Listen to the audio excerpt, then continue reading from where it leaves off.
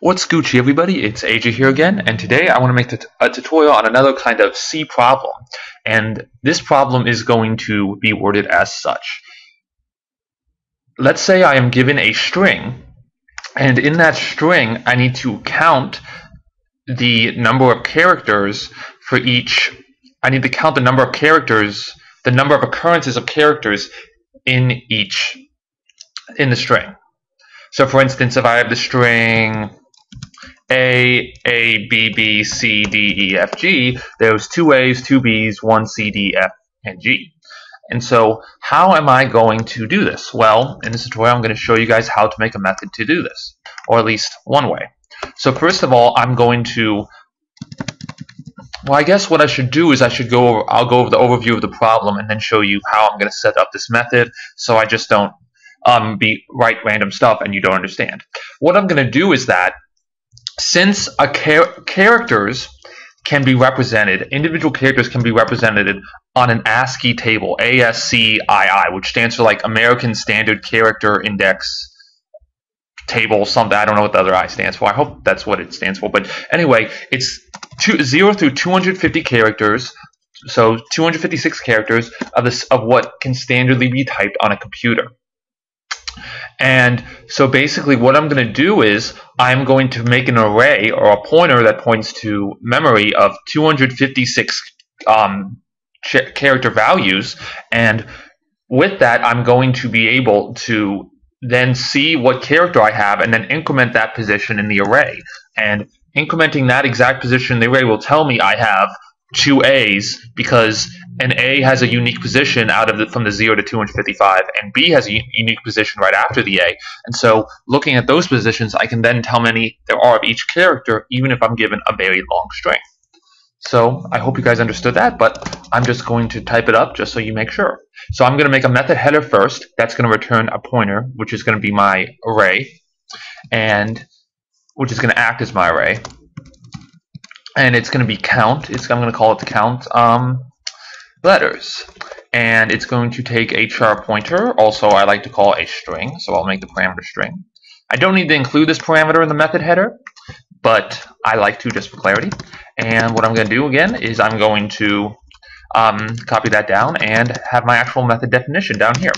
So what I want to do is first of all, I want to create a int pointer, which is what I'm going to return at the end, and I'm going to use malloc here, and malloc is going to return the size of char, and a char is usually one byte, because 8 bits can represent 0 through 256. So I don't really need, I could just say 1 times 255, but that's okay, because well, I guess I should do 256, even though some of the values really don't matter.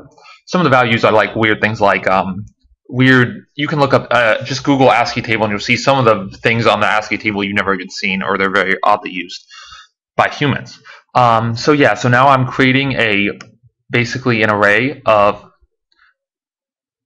values, of char values, and what I'm going to do here, actually no, I want this to be int, because what I'm going to do is I'm going to increment these by int and not chars. That was very stupid of me. And now I'm going to create a while loop that's going to loop through the string. I like to set my braces first, and while string does not equal the terminating character, which is the /0. I really don't like to say backslash or forward slash, because I feel it's kind of ambiguous. It depends like what you're doing to be able to do that. And what I'm going to do here is, depending on what the string value is, I'm going to increment that position in my array, and then I'm going to increment my string, my char pointer, so I'm not looking at the same character every time. And one thing I did forget to do is I forgot to dereference this, so I'm not looking at the whole array, I'm just looking at the individual value. And at the end I'm going to return PTR. I'm going to return the pointer, like I said. So I'm creating an array of size 256. And then I'm going through the string, and then I'm checking that we're not at the end of the string. There's not a null terminator. And then based on the ASCII value of the string, which is from 0 to 255, I'm going to increment that position in the array. So then I'll be able to look at, when I print out this array at the end, I'll be able to look at this array, and then I increment string so I can look at a different character each time. I'll keep going along the string. So, yeah, make sure you always, I'm going to just, I guess, show you guys an example here. So I'm going to make a char pointer, and I'm going to call it string, and it's going to equal, let's call it ABCD, and then we'll have 5 F's just to show you guys, and let's have 2 C's just for fun. And I'm going to assign another int. I'm going to have an int pointer called counter or whatever, equal to my count letters method, and that's going to take in the string. And then I'm going to print out the counter value. So I'm going to use a for loop because I know the size is from 0 to 255, 256 in this matter. And I'm going to do I plus plus plus.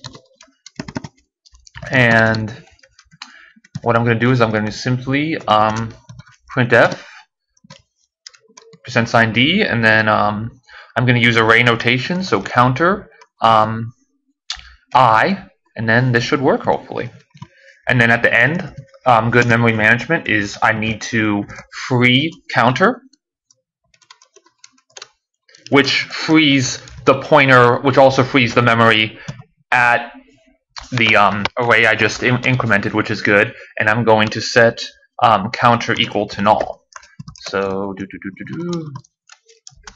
good memory management, and let's run this baby and see what happens.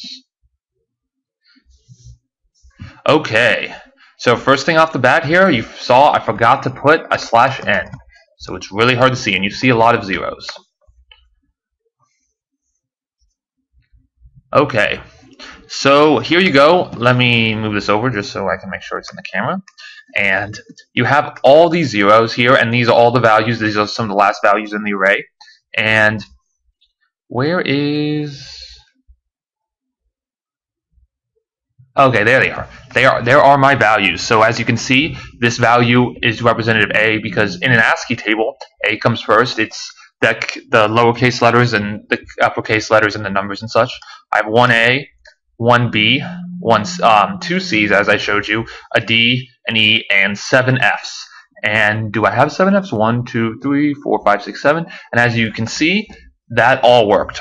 Do not worry about if you print this out and you get 2 weird values at the top. That is okay. Those values, the first like 5 values are not really character values. They're kind of weird values, like I said. But yeah, this can be used to calculate the other things. And also, if I did some more,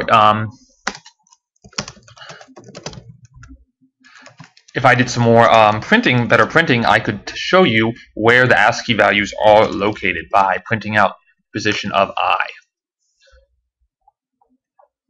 So, what did I just do? 220. For some reason, an extra 0 is getting printed out, and is that because I'm going crazy here? No, it still works. It's just an extra 0 at the end. Maybe I did something wrong. But anyway, guys, as you can see, oh,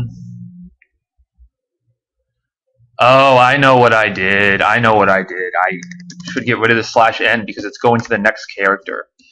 This will work. Oh, I need to have a /n at the end of this, guys. It's really annoying when you forget about the /n. And there we go. So 0 is at position all these ones, and as we go up, we'll hit it. Yeah, so we know lowercase a is at position 97. B is at 98, and you can look up where the ASCII tables, what the ASCII table is depending on where they are. So guys, I hope you enjoyed this tutorial. I will upload this code to GitHub so you can keep on looking at it and don't have to constantly watch this tutorial, or you can just copy it from GitHub without having to type it out. So have a great day.